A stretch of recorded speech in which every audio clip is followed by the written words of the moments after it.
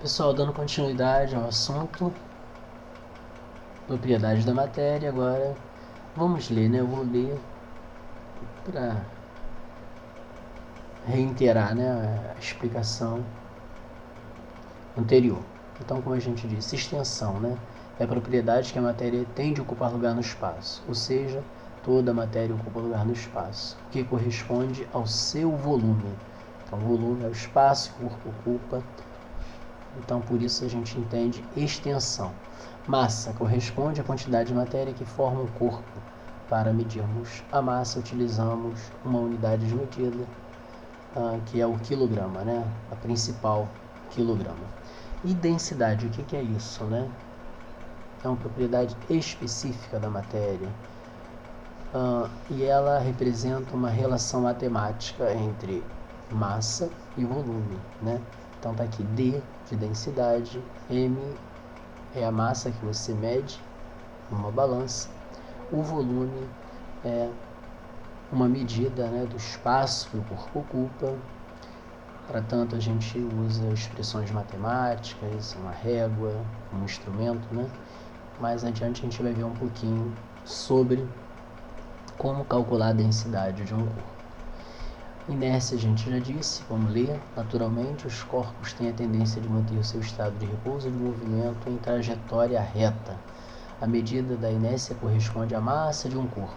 Portanto, quanto maior é a massa de um corpo, maior será a sua inércia, né? Então, uma bola de futebol de salão tem uma inércia bem maior do que uma bola de vôlei, né? Devido à massa, né? Quantidade, né? A massa de uma bola de futebol de salão é bem maior que a massa, né? Do que uma bola de voleibol. Então daí a gente entende o significado de inércia, né? Para você movimentar uma bola de futebol de salão precisa de mais força do que a força necessária para movimentar uma bola, né, de voleibol.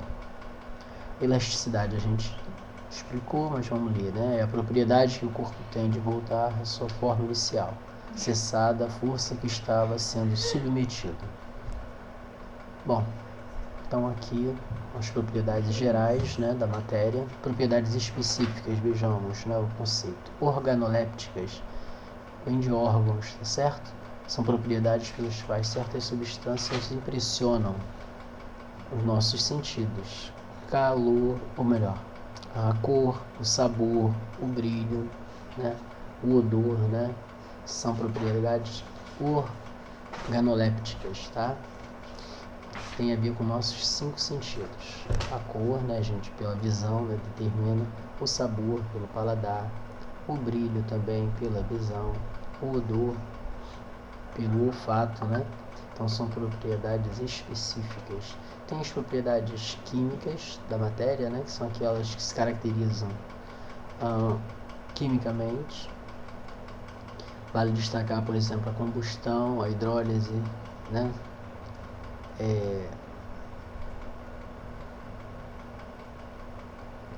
No caso aqui a gente está falando sobre eventos, né, de natureza, de transformação da matéria, que pode ser de natureza química ou de natureza física, né?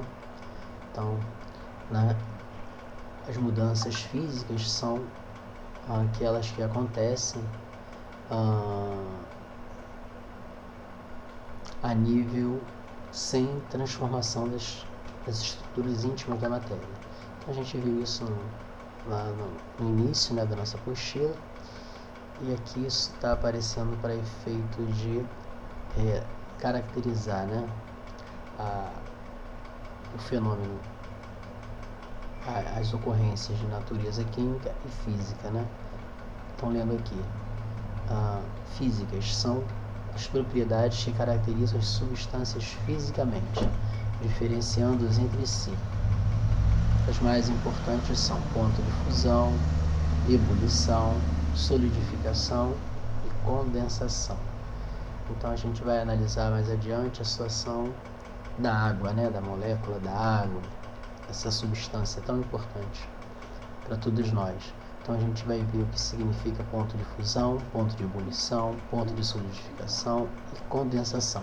Essas são propriedades físicas. No caso aqui, citei como exemplo a situação da água, né? E as propriedades, né, de natureza químicas são aquelas que caracterizam quimicamente as substâncias, né? E a gente vai ver algumas reações químicas, como a combustão, a hidrólise e a reatividade. Ok?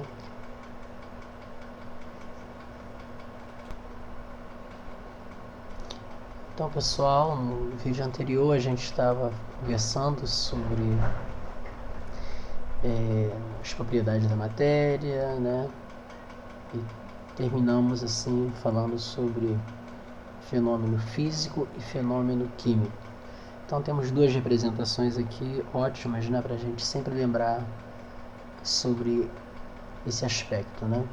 Então, analisando aqui as mudanças de fase da matéria, então todo mundo, né, entende a experiência de colocar água, né, que você tira lá, colocar no congelador, esse processo chamado de solidificação.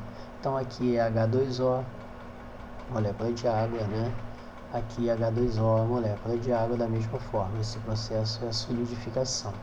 Quando você deixa, né, uma vasilha de gelo em cima da pia, ele derrete, né? Esse nome é chamado de fusão, tá certo? Então a fusão é a passagem do estado sólido, tá certo? Que é o sólido, para o estado líquido, né? Pois bem, então galera, do estado líquido para o estado gasoso, é quando a molécula fica invisível, né? Mais à frente a gente vai falar, vai explicar melhor o que acontece com as moléculas, né?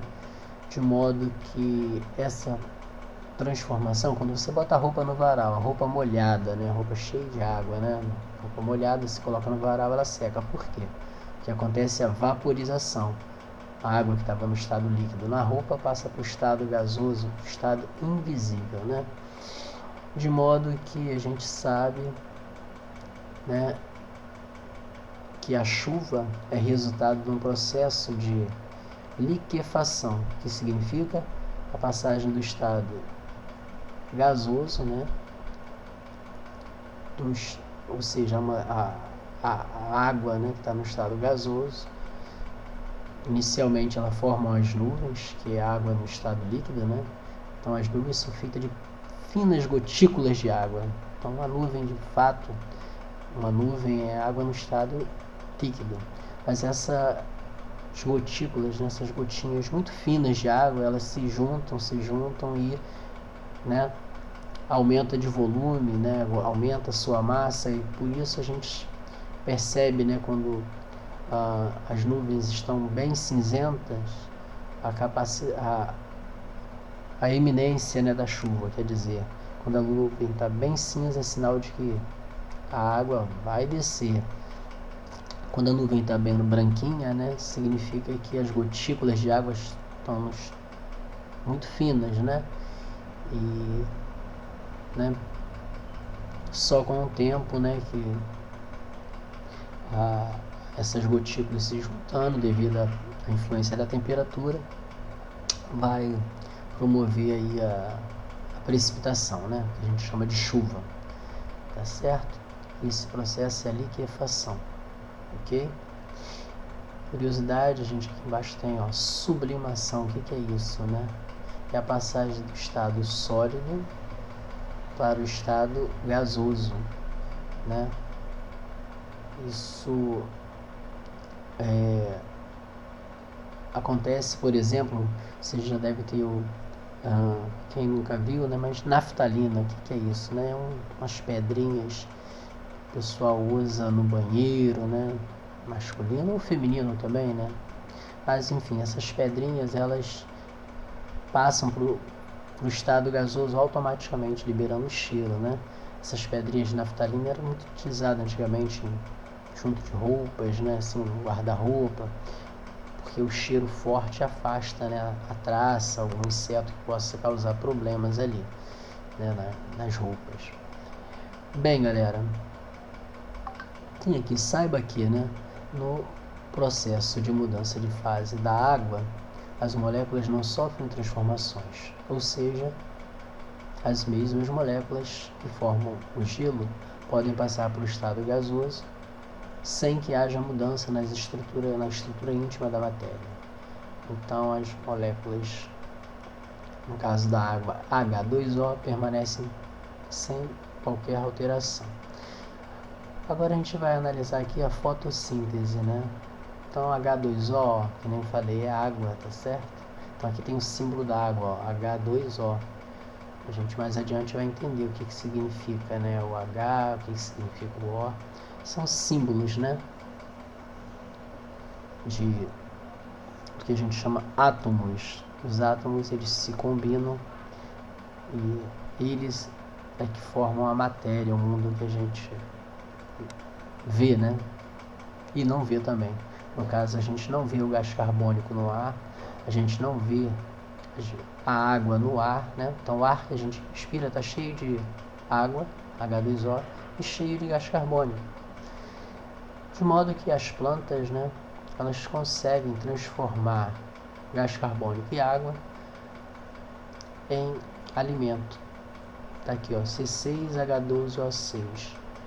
Essa é a molécula principal, né,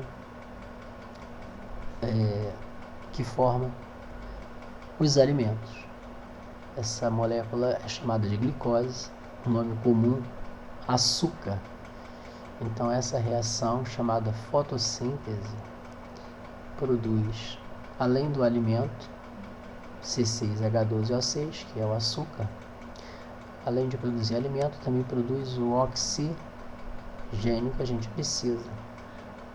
Aí, note aqui em cima, né, que essa substância que é o açúcar, mais o oxigênio, numa célula, né? Então, lembrando que todos os seres vivos são feitos de célula, a vida depende da vida da célula,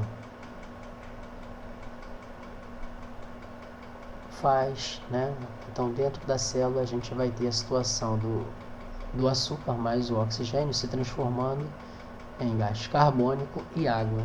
Então, o que a gente elimina pelo os pulmões aí, né, que sai do nosso nariz, é gás carbônico e água, né? Então, só para ter uma ideia, né, que a matéria nos fenômenos físico não sofre mudanças, mas no fenômeno químico, como na fotossíntese ou na respiração, as moléculas se transformam. Tá aqui, ó, saiba que no processo de respiração celular e na fotossíntese as moléculas se transformam. Por isso, esses fenômenos são classificados como fenômenos químicos. As moléculas se modificam. Observe que a respiração, aqui em cima, né, é o contrário da fotossíntese. Deu para ver isso? Aqui a gente tem substâncias, né, como açúcar e oxigênio, se transformam em quê? Em gás carbônico e água. Então nós temos o antes, essas substâncias se transformando em gás carbônico e água depois, no processo chamado respiração. Na fotossíntese, as plantas usam a energia do sol e transformam o gás carbônico e a água em alimento, né, que é o açúcar mais o oxigênio.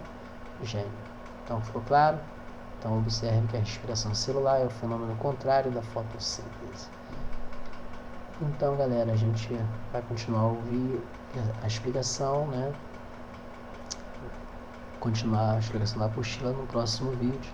Espero que vocês tenham entendido bem aí o significado de fenômeno físico e fenômeno químico.